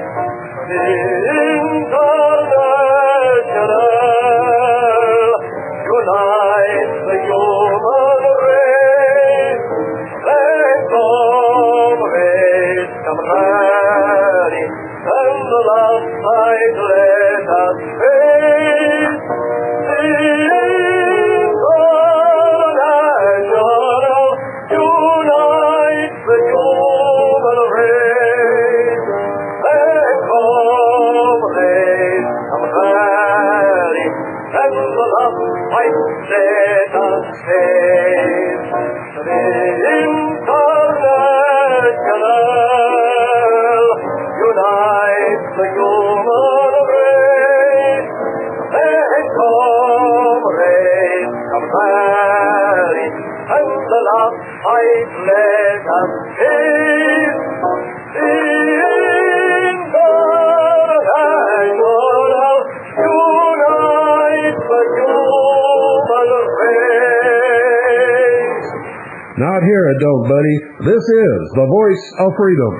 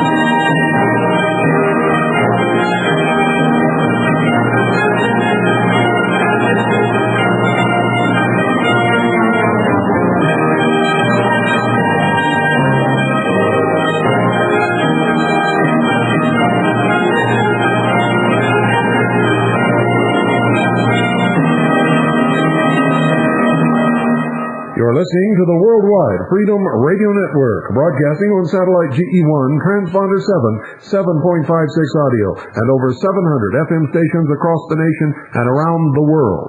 The Hour of the Time is also aired on WRMI Worldwide Shortwave Radio, 9955 kilohertz Monday through Friday nights, 5 until 7 p.m. Eastern Standard Time. This is my daddy's station. I'm Pooh, classic radio like you always wished it could be. 101.1 FM, Eager. 101.1 FM is owned and operated by the Independence Foundation Trust as a non-profit community service. We now return you to All Oldies, most of the time.